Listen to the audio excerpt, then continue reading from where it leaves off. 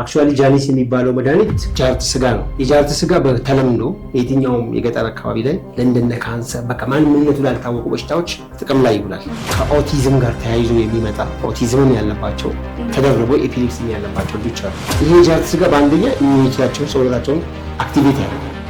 ጃርት በባህሪው ፊዚካሊ የሚሰራው ነገር በስፕሪት ማለም ይሰራል። መጨረሻ የሆነ አውሬ ሊበላት እስከሚመጣ ድረስ ዝም ነው የምትለው። ልክ እሱ በላዋት ብሎ አፉን ከፍቶ ሲውጣት ጦሯ ትረግፍበታለች ማለት ነው። ያኔ አፉን ከፍቶ ይቃል እዛው ይመጣል። ይሄ ጅና ደግሞ እንደዚህ ነው የሚሰራው ጃርት ስጋ። የአርትራይተስ በሕክምና አይድንም ነው የሚለው አይደል? የመገጣጠሚያ ህመም መኖር በአሊፋ እንዴት ይታያል? ምን አይነት ሕክምና አለው? በተለይ ሮማቲክ አርትራይተስ ከ85% በላይ መነሻው ዛር ቤተሰብ ውስጥ አምልኮ ነው። ኢቨን ሲያመልኩ የነበሩ ሰዎች ሰውነታቸው ተሳስሮ ሞተ፣ አሳስሮ ገደላት መንፈሱ የሚል ወሬ ነው የምንሰማው። ህክምናችን ከኤፒሌፕሲው ጋር በጣም ተመሳሳይ ነው። ግማሽ ማንኪያ ቀበርቾና ግማሽ ማንኪያ የተፈጨ ፌጦን በየቤታችሁ በየቀኑ አንድ ላይ በሻይ ወይም በቡና ጠጡ የሚል እንትን ነው የምናስተላልፋቸው።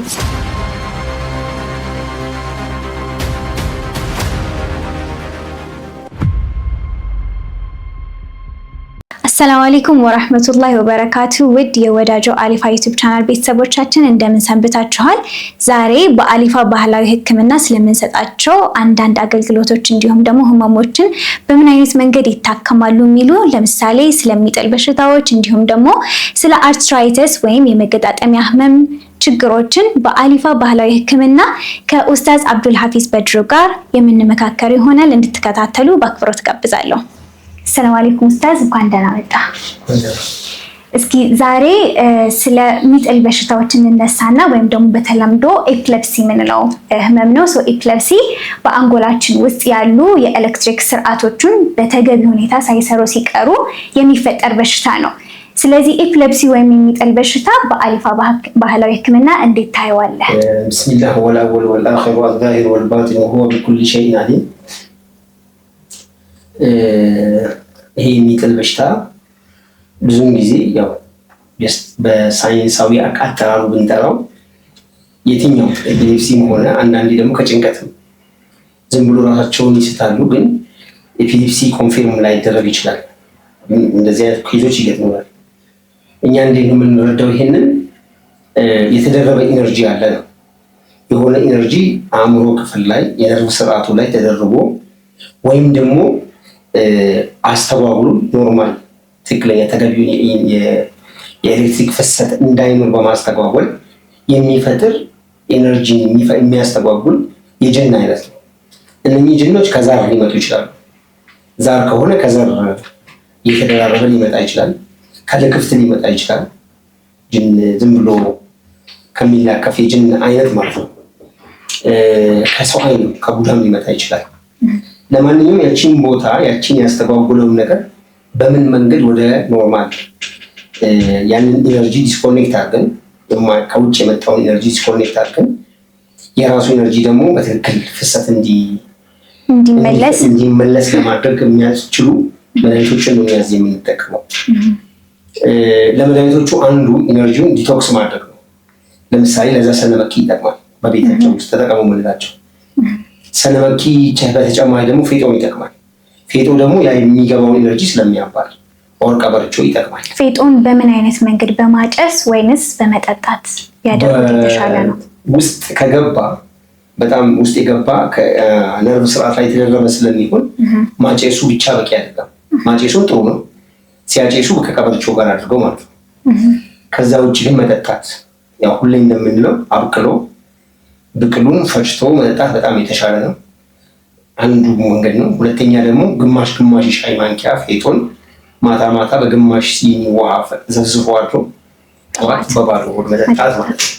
ይሄ በጣም ቤት ውስጥ ቢደረግ ዋናውን ኤፒሌፕሲ ይሄ ነርቭ ስርዓትን በጣም ያስተጓጎሉን እንኳን ማስወገድ ቢያቅተው ከጭንቀትም ከምናምን ጋር ተያይዞ የገቡ ሸይጣኖችን ስለሚያባል እንደዛ አድርጎ መጠቀምና እንደ ሙስሊም ደግሞ አዝካሮችን ማብዛት በጣም የተሻለ ነው ብለን እንመክራለን ማለት ነው። እስኪ ለኤፒሌፕሲ ወይም ደግሞ በሽታውን ለመከላከል ከአንተ የምትላቸው ወይም ደግሞ ቤስት አዝካር የምትላቸው ምኖችን እንጠቀም?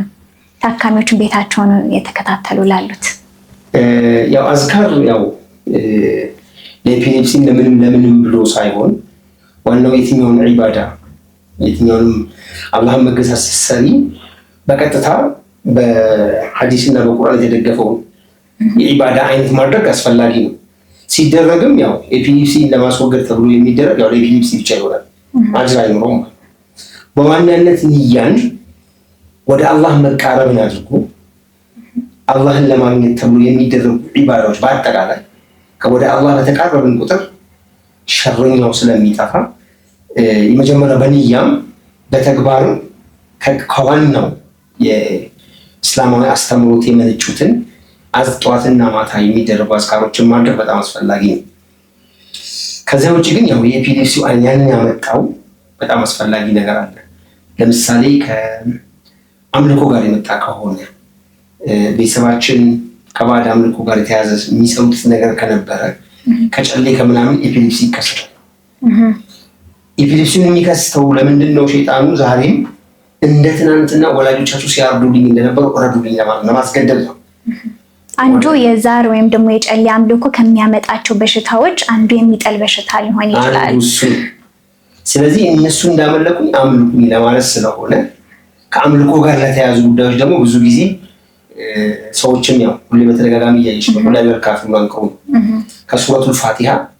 ከሱረቱል ፋቲሃ ቀጥሎ አመነ ረሱል የሱረቱል በቀራ መጨረሻ እሱን ዱዓ ብቻ ስለሆነ አያተል ኩርሲ ነው። ከዚህ የማወጣው አያተል ኩርሲ ሸይጣን አባረም ሳይሆን ጦርነት ውስጥ ላለመግባት ነው። ከዛ ውጭ ግን ሁላ በርካቱ ነው ደጋግሞ ቢቀሩ ሁላ 7 ጊዜ ማለት ነው። ጠዋትና ማታ ወይስ ጠዋትም 7 ማታም 7 ማለት ነው። ይሄን ቢያደርጉ የተሻለ ነው። ብዙዎችም በጣም እንትን ብለን ምክንያቱም ንያው ያው እኛ የትኛውን ሸይጣን የምንከላከለው በቁዋችን አይደለም፣ በቀራነውም አይደለም፣ አላህ በጉዳዩ ላይ ሲያግዘን ብቻ። ስለዚህ እነሱም በተለያየ መንገድ ሲመጡብን ጉዳዩ ከአምልኮ ጋር የተያዘው መሆኑ እርግጠኛ ስትሆን ለአቡዱ ማታቡዱ ነው። እናንተ የምትገዙትን እኛ እንገዛም፣ የእኛም ደግሞ ለእናንተ አይሆንም። ያው ዝም ብላችሁ በቃ እንጨቃጨቅ በየራሳችን እንጓዝ የሚል መልእክት አለው ማለት ነው። አክቹዋሊ በፊዚካል ሸሪዓም የመጀመሪያው ከጂሃድ በፊት የመጣው የቁርአን አያ ይሄ ነው። እስላማዊ አካሄድ የመጀመሪያው ከየትኛውም ጋር ከሰዎችም ከምንም ጋር ጦርነት ውስጥ ከመግባት በፊት በሰላም መናኗር ነው። ይሄኛውም በቃ በሰላም እንኖር፣ አትንኩን፣ አንንካችሁ እንደማለት ነው። ስለዚህ ብዙ ጊዜ ብዙ ውጤቶች ይመጡበታል በዚህ በተለይ መንገደኛ ጅንም ዝም ብሎ የሚላከፈው ያው ከተላከፈ በኋላ እሱ ግብ አለ። ግቡም እኛን ከአላህ መንገድ ማሳት ነው። እኛ አንስተልህም የራሳችን እምነት ላይ መሰረት አለ እና እዛ ጋር ነው የምንቆመው እና አስተካካል የሚል አይነት መልእክት አለው ማለት ነው። ከዛ ውጭ ግን አዝካሮቹ በአጠቃላይ አላህን በመገዛት ንያ ብቻ ሆኖ ጠዋትና ማታ በቀጥታ በሐዲስ የመጡትን አዝካሮች ማድረጉ በጣም የተሻለ ነው። መልካም። እንግዲህ አሁን ካነሳሃቸው ላይ ለማንኛውም አይነት ችግሮች ወደ አላህ መቅረብም አንደኛው መፍትሄ ነው የሚለውን እናገኛለን። ሌላኛው አሊፋ ባህላዊ ሕክምና እንደዚህ አይነት የሚጥል በሽታ እኔም እንግዲህ ከመጣው ጀምሮ ብዙ ለውጦችን ያየሁባቸው መድኃኒቶች አሉ። ስለዚህ ለሚጥል በሽታ እስኪ የምትሰጡ ምን አይነት መድኃኒቶች ይሰጣሉ? በዋናነት በተለይ ከዛሬ የመጣ ሲሆን ሸይጣን መጀመሪያ የሚሰራው የራሱን ኢነርጂ ላይን ሰውነታችን ውስጥ መዘርጋት ነው። የራሱ ኢነርጂ ላይን ሲዘረጋ ከኛ የኢነርጂ የነርቭ ስርዓት ጋር ስለሚስተጓጎል ነው መጣሉ የሚመጣው። ያንን በቀጥታ መቁረጥ ስለማይቻል ተቀብተን አስረን ነው በላስቲክ ኢንሱሌት አድርገነው ስናድር በደንብ ጭንቅላትና ታፋን ዋናው ኢነርጂውን የሚዘረጋበት መስመር ስለሆነ እዛ ላይ ሚሽካት የሚባለው መድኃኒታችንን እዛ ላይ በደንብ ማሳጅ አድርጎ ጭንቅላታቸውን ሲቀቡ በደንብ ማሳጅ አድርጎ በላስቲክ አስሮ ማደር።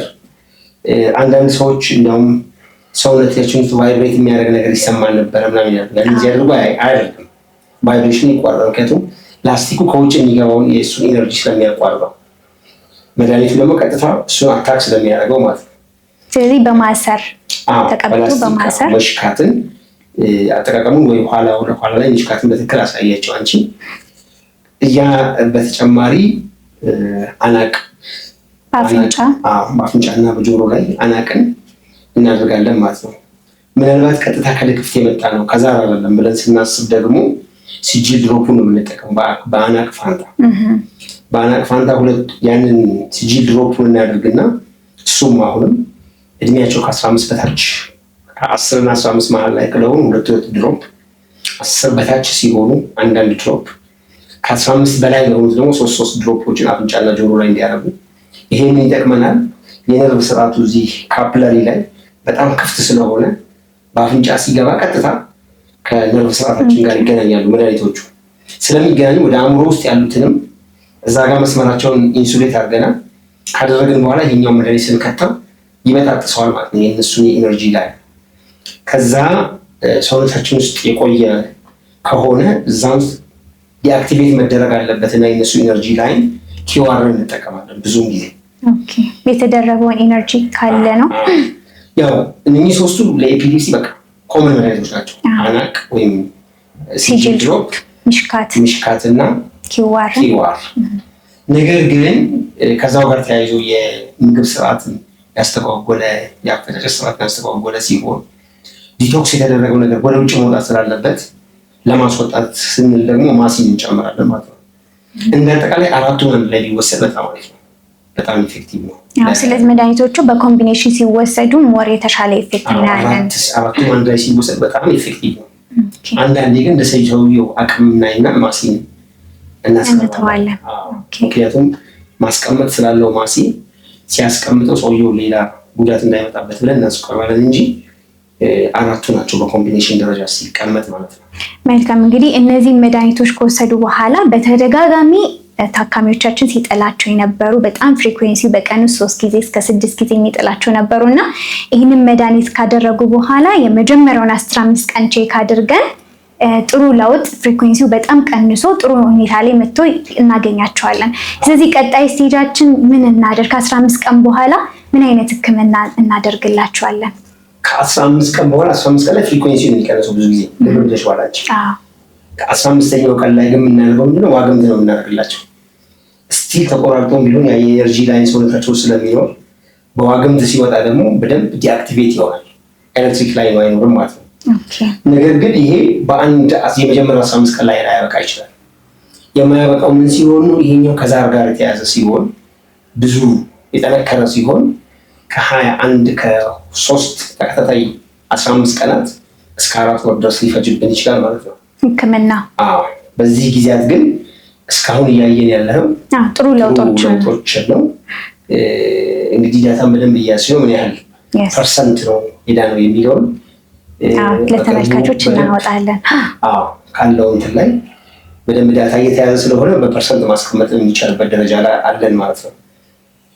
ስለዚህ በኤፒሌፕሲ ከዚያ በኋላም ቢሆን ግን በተለይ ቀጣይ 4 ወራት ይሄ ኢነርጂው ከሰውነታችን ውስጥ ከወጣም በኋላ ሸይጣኑ አንዴ ከቤት ስናባረር ነው። ጨረቃ ቤት ሰርቶ የሚኖር ሰው እኮ ቤቱን የምታፈርሽበት ዛሬ ነው አይለቅም። ዛሬ ማታ መልሶ ሊሰራ ይችላል። ልክ እንደዛው ማለት ነው። እሱም ተመልሶ ሊመጣ ስለሚችል ቀጣይነት ያለው ሕክምና እና እሱም ቀጣይነት ራስን የመጠበቅ ራስ ላይ በደንብ የመስራት ከወንጀሎች በመራቅ እና ወደ ኸይር ስራዎች በመቃረብ ራስን የማጠንከር ስራ መስራት አለበት ማለት ነው። እዚሁ ላይ ደግሞ አንድ መድኃኒታችን እንድታስተዋውቅልን ረጅም ጊዜ የመጣል ፍሪኩዌንሲዋ ረጅም ነበር አንድ ታካሚያችን እና በመጨረሻ ላይ አንድ ጃኒስ የሚባል መድኃኒታችን ከሰጠን በኋላ በጣም ኢፌክቲቭም ሆኗል እና እሱን መድኃኒትስ ከ40 ቀን ወይ ከ15 ቀን ህክምናችን በኋላ ብናካትተው ለታካሚዎች ምን አይነት ጥቅም አለው? ያቺ እነዚህ አይነት ታካሚዎች ተደራራቢ ችግር ያለባቸው ናቸው። አክቹዋሊ ጃኒስ የሚባለው መድኃኒት ከጃርት ስጋ ነው። የዛሬ ዓመት አካባቢ ከስጋ የሚሰራ መድኃኒት የለንም ብዬ ነበር። ከዛ በኋላ ነው ከሌሎች አባቶች ተምረን እዚህ ውስጥ ያካተት ነው። የጃርት ስጋ በተለምዶ በየትኛውም የገጠር አካባቢ ላይ ለእንደነ ካንሰር በቃ ማንነቱ ላልታወቁ በሽታዎች ጥቅም ላይ ይውላል ብዙ ጊዜ ማለት ነው።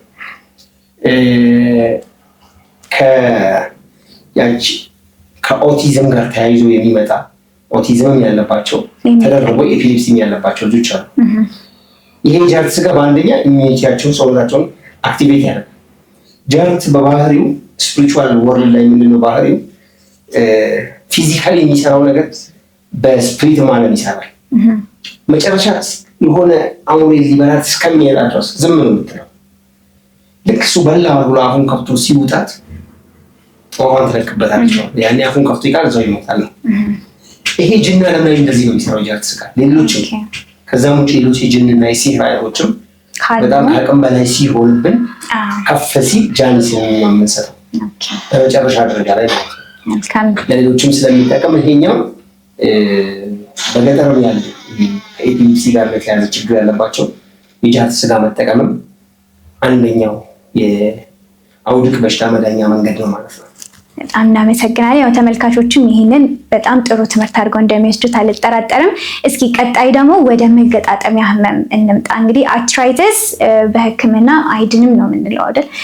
ማስታገሻዎችን እንሰጣለን። የሚያምባቸውን ወይም ደግሞ ህመም ላይ የሚቆዩትን ሰዓት የሚቀንስ ማስታገሻዎች ነው የሚሰጡት። የመገጣጠሚያ ህመም መኖር እንዲሁም እብጠት ደግሞ በአሊፋ እንዴት ይታያል? ምን አይነት ህክምና አለው? አርትራይተስ በተለይ ሮማቲክ አርትራይተስ በፐርሰንት ማስቀመጥ ለጊዜው በቂ መረጃ ባይኖርም ያው መጨረሻ እንትኑ እናየዋለን እና እስከሚቀጥለው ወር ብቻ መሰለኝ የሚቆየው። እኔ እስከማውቀው ድረስ ግን ከ85% በላይ አርትራይተስ መነሻው ዛር ቤተሰብ ውስጥ አምልኮ ነው። ኢቭን ሲያመልኩ የነበሩ ሰዎች አምልኮውን ሲያቋርጡ ሰውነታቸው ተሳስሮ ሞተ። አርትራይተስ ነው እንደዚህ ሁሉ ሰውነቱ አብጦ ምናምን አሳስሮ ገደላት መንፈሱ ወሬ ነው የምንሰማው። ተመሳሳይ ናቸው ማለት ነው። ስለዚህ ዛር ነው ካልን ህክምናችን ከኤፒሊፕሲ ጋር በጣም ተመሳሳይ ነው። በጣም ተመሳሳይ መነሻው ዛር ከሆነ ዛር ነው ስለሚያስማማል ማለት ነው። ብዙውን ጊዜ ከዚህ ጋር በጣም ረዘም ላለ ጊዜ ግማሽ ማንኪያ ከበርቾና ግማሽ ማንኪያ የተፈጨ ፌቶን በየቤታችሁ በየቀኑ አንድ ላይ በሻይ ወይም በቡና ጠጡ የሚል እንትን ነው የምናቀርበው። ቀበርቾ የተፈጨ ቀበርቾ ላይ ብዙ ሰዎች የቀስጠል ሂንድ የህንዱ ካልሆነ ብለው ከውጭ የሚመጣውን ይመርጣሉ። እኔ ግን የኢትዮጵያን እመርጣለሁ። ለምን የሚለው ጥያቄ ሲነሳ ሀገሩ ራሱ ቀበርቾ አቢሲኒካ ነው። ቦታኒካል ኔሙ ጋር ስትመጪ የመነሻው የተገኘው እዚህ ነው። ረሱላችን ሰለላሁ ዐለይሂ ወሰለም ግን በዛን ጊዜ መዲና ላይ ይሸጥ የነበረው ቀበርቾ እንዳለ ከህንድ የሚመጣው ስለሆነ ቀስጠል ሂንድን አምጡልኝ ብለው ስለተጠቀሙ ለጅንም ለአይንና ስሜት የጠቀሙት እሱ ነው። ረሱላችን ሰለላሁ ዐለይሂ ወሰለም እዛ ስላለ ነው እንጂ ቦታኒካል እንትኑ እዚህ ነው ያለው። ስለዚህ ተጠቃሚዎችም ያው የረሱልን ቃል ከማክበር አንጻር ቀስጠል ሂንድን ለሚለውን ብለንም ትተን መምረጡ የእሳቸውን ቃል ከማክበር አንጻር አንዱ። ግን እዚህ መድኃኒቱ ጋር ስንመጣ ግን ብዙ ኢፌክቲቭ ሆኖ የማገኘው ይሄኛን ነው። በተለይ በረሃማ አካባቢ የሚመርጠው ቀበርቾ እዚህም አለ። ደጋማ አካባቢ ላይ ያለው አይነታቸው ይለያያል። ከበረሃ አካባቢ የሚመጣው ከሆነ ሽታውን በጣም እንትን የሚል ነው፣ አደገኛ ነው። እሱም በስነ ስርዓት በደንብ አጥቦ ፈጭቶ መጠቀም ይቻላል ማለት ነው። ስለዚህ ይሄ ከአርትራይተስ ጋር ያለውን ማለት ነው። ብዙ ጊዜ በተደጋጋሚ ዛሩ ማባረር እኮ ዛሩ ስታባረሪው ሰውነት መስተካከል ይመጣል። ዛሩ እኮ ምንድን ነው ዛር የሚለውን ቃል በደንብ ስትረጁ ምንድን ነው እሱ የፈለገው መጀመሪያ ከሩህ ላይ የሚመጣ ስጦታዎች አሉ እያንዳንዳቸው። ልክ የኛ የሩህ ላይ ወደዚህ ስመጣ እንደ ወንዝ ቆጣሪ ወንዙ ፍሰቱን ያለው ይሄ ሸይጣን ግን ይመጣና ወንዙን ይገድባል። ልክ እንደ አሜሪካ በይወቅ ያን ገድቦ ይይዝና የሆነ ነገር ካላረክልኝ ይሄን ወንዝ አለቅልህን ይላል። አሁን ወንዙን ለማስለቀቅ እሱ የሰራውን ግድብ ማፍረስ አንድ ጉዳይ ነው። እሱ ራሱ ከቦታው ማባረር ሌላኛው ጉዳይ ነው። ምክንያቱም የራሴን መብት ማስከበር ነው። አንተ አትይዝብኝ የኔን ሀብት የኔን ንብረት ብሎ አላህ ነው የሰጠኝ፣ አላህ ነው የሚጠብቅልኝ ብሎ አላህን ብቻ ይዞ እሱን ከቦታው ማባረር ነው። እኛ ሀገር በተለምዶ ያለው ግን ለጊዜውም ቢሆን ለዛሩ ለሚፈልገው ነገር እየሰጠ ነው፣ እንደ ጉቦ ማለት ነው። እናስቀጥል ካለበለዚያ አቅማችን አይችልም የሚል ፍራቻ ነው ወደ አምልኮ የወሰደ ማለት ነው። ስፒሪቹዋል ኮሎናይዜሽን ነው። ስፒሪቹዋሊ በባህርነት ውስጥ መውደቅ ነው። ዛርን ማምለክ ማለት የሚመለው ነዛ ሶ ዜርፎር ያንን ከዛ ቦታ እሱን ማባረር ከተቻለ እነዚህ ዋና ዋና መድኃኒቶች ናቸው። ከዛ ውጭ ግን እሱን ታጥቆ የመጣ ወታደር እኛ የምናደርገውን ነገር ፕላን አድርጎ የመጣ ሸይጣን ነው። በዚህ ብቻ የሚያበቃ አይደለም። እሱም ነገሮችን የሚቀያየር ከሆነ ነገሮችን እየቀያየረ አላህን ብቻ በመያዝ እሱን ከዛ ቦታ ማባረር ነው የመጀመሪያው። ቀጥሎ ይመጣል ግድቡን ማፍረስ ማለት ነው። ከዛ ውሃው በትክክል መፍሰስ ይጀምራል። ይሄ ነው በአስተሳሰብ ደረጃ መጀመሪያ ይሄንን ሸይጣን አልፈልግህም፣ አላህ ሲፈጥረኝ አንተ ከሱ ጋር አልነበርክም፣ ሲሰጠኝ አላገዝከውም፣ በብቸኝነት የፈጠረኝ አምላክ አለኝ እኔ እሱን ብቻ ነው የማመልከው የሚል የጠነከረ እምነት ያስፈልገናል መጀመሪያ። ከዚያ በኋላ ነው እዚህ የሚመጡት ማለት ነው። እዚሁ ላይ በተደጋጋሚ ማንሳት የምፈልገው ነገር አብዛኛው ታካሚዎቻችን ማለት ይቻላል በቁጥር አሁን እንዳልከው ማስቀመጥ አንችልም። ነገር ግን ከመቶ ታካሚዎቻችን ከ50 በላይ የሚሆኑት የአርትራይተስ ያለባቸው ሰዎች ፋይንዲንግ ያገኘ ነው ዛር እንደነበር ቤት ውስጥ ወይ ጨሌ አምልኮች የነበሩ ሆነው ከጊዜ በኋላ ደግሞ ያን ካቆሙ በኋላ መራመድ አቃተኝ፣ አይናችን ጠፋ፣ ሽባ ሆንን የሚሉ ታካሚዎቻችን በጣም እናገኛለን። ስለዚህ ዋናው መነሻ ያ ከሆነ መድኃኒቱን ቅድም እንዳልከው ከኤፒለፕሲ ጋር ምንን ይጠቀሙ ለአርትራይተስ? ኦልሞስት ተመሳሳይ ናቸው። አርትራይተስ ጋር ስንመጣ ሁሉንም ኦርጋኖች እያደረቀ ነው። የብለድ ሰርኩሌሽን በጣም ነው የሚያስተዋውቀው። ስለዚህ ሁሉም አካል ሰውነት ላይ ህያውነት የለም። አርትራይተስ ያለበት ሰው ኦቨር ያጣል፣ ወይ አየር አለ ነው፣ ወይ ደግሞ ዝም ብሎ ድርቅ ይላል። ጨጓራም እንደዚሁ። ያ ማለት የደም ፍሰቱም የለም ማለት ነው። ስለዚህ ያንን ለማስተካከል አንፎሺን እንጨምርበታለን። አንፎሺን እንጨምርና ሚሽካት ባለበት ነው። ሚሽካት እንዳለ ሆኖ ነገር ግን በጣም የተቆላለፈ ሰውነት ከሆነ ብዙ መንቀሳቀስ ያቃታቸው ከሆነ ሱፐር ሚሽካት እንጠቀምና ኪዋር አለ። ኪዋር ሱፐር ሚሽካት አንፎሺን። ነገር ግን ራሱ ይሄ ዛር ደግሞ ኪንታሮት ሊፈጠር ስለሚችል ማሲን ለጊዜው እናዘገያታለን። ምክንያቱም ማሲና አንፎሺን አንድ ላይ ስንጠቀም ኪንታሮት ቶሎ ይወጣል። ኪንታሮት ያመጣባቸዋል እንትላል የውስጥ ኪንታሮትን ገፍቶ ያወጣዋል። ስለዚህ ያን እናዘገያትና አንፎሺና ኪዋር አንድ ላይ አድርገን ከ15 ቀን በኋላ ውጤት ሲመጣ ማሲን እንጨምራታለን ማለት ነው። አንፎሺን አቋርጠን ማለት ነው። አንፎሺን አቋርጠን። ስለዚህ የመጀመሪያው ፕሮቶኮል እንዳለ ሆኖ አናቀን ነው እዚህ ጋር በጣም የምንጠቀመው። አናቀን ከኪዋር ጋር ከሱፐር ሚሽካት ጋር እና ኪዋር አንድ ላይ አድርገን አንፎሺ ጋር አድርገን እንሰጣቸውና በሚቀጥለው ኢምፕሩቭመንቱ ከመጣ በኋላ ዋግምት አድርገንላቸው አንፎሺን ለጊዜው እናቋርጥና ከብዙ ጊዜ አሲድ ሪፍሌክስ ተብያለው፣ ባክቴሪያ ተብያለው፣ ጨጓራቸው ሆዳቸው በጣም የመንፋት በጣም ወጥሮ መያዝ፣ የምግብ መፈጨት ችግር፣ ኢቨን አይናቸውን ያዝ ያደርጋል። አንፎሺ ሲጠጣው እዚህ ፊት ጀምሮ ሰውነትን ያቃጥላል። የማቃጠል ባህሪ ያለው ግን ነርቮቹን እያነቃቃ ነው። እሱ የደም ዝውውርም በጣም ይጨምራል። ስለዚህ እንደዚህ እናደርግና ነው የምንሰጣቸው ማለት ነው።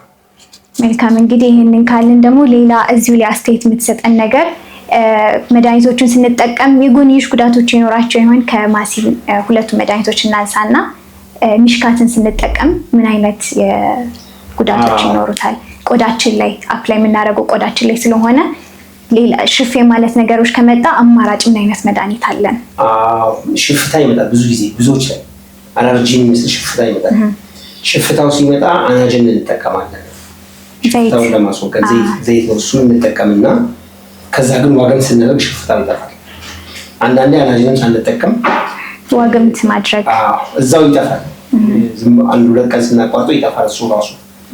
የሱ የኤሌክትሪክ ላይ መቆራረጥን ነው የሚያሳየው እንጂ እንደ ኔጋቲቭ ኢምፓክት ቆይቶ ሰውነት ላይ የሚያደርስ አደጋ አይደለም ማለት ነው።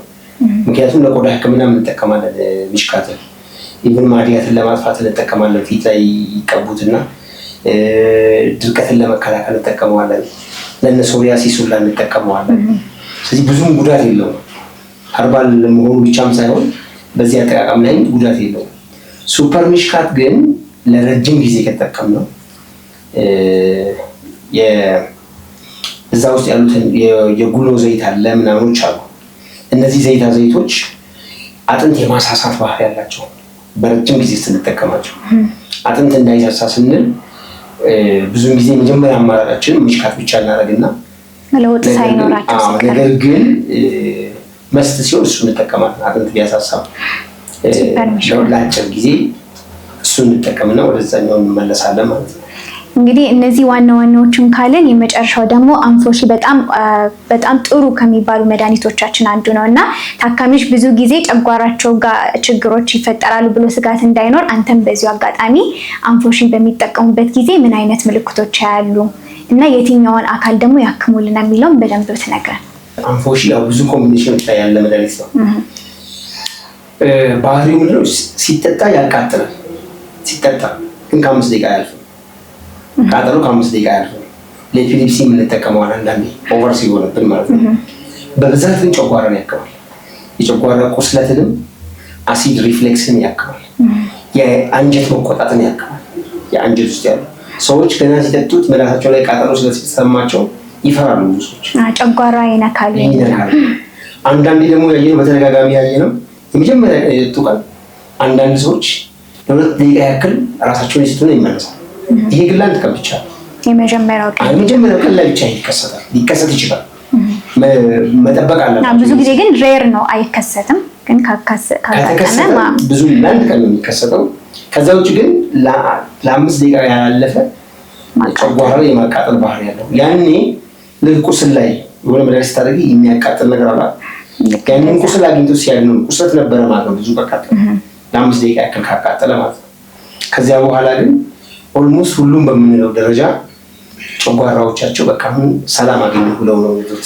ብዙ ታካሚዎቻችን በአንፎሺም ለውጥ እንዳገኙ ተመልክተናል። እንግዲህ ኡስታዝ አመሰግናለሁ። ለዛሬ ለአርትራይተስ እና ለኤፒሌፕሲ በአሊፋ ባህላዊ ሕክምና የሚሰጡ መድኃኒቶችን ስላጋራህን ለተመልካቾችም ግልጽ ስላደረክልን እናመሰግናለን። በቀጣይም ደግሞ ለሌሎች በሽታዎችን ይዘን ምንገናኝ ይሆናል። እንግዲህ ተመልካቾቻችን በዛሬው ቆይታችን ስለ ኤፒሌፕሲ እና ስለ አርትራይተስ በአሊፋ ባህላዊ ሕክምና የሕክምና ሂደቶችና የሕክምና አማራጮችን ተመልክተናል። በቀጣይ ደግሞ በተለያዩ ህመሞች እንዲሁም ደግሞ የአሊፋ ባህላዊ ሕክምና የሕክምና አማራጭ ዘዴዎችን ወደ እናንተ ይዘን የምንቀርብ ይሆናል። እስከዛው ሰላም አለይኩም ወራህመቱላሂ ወበረካቱ።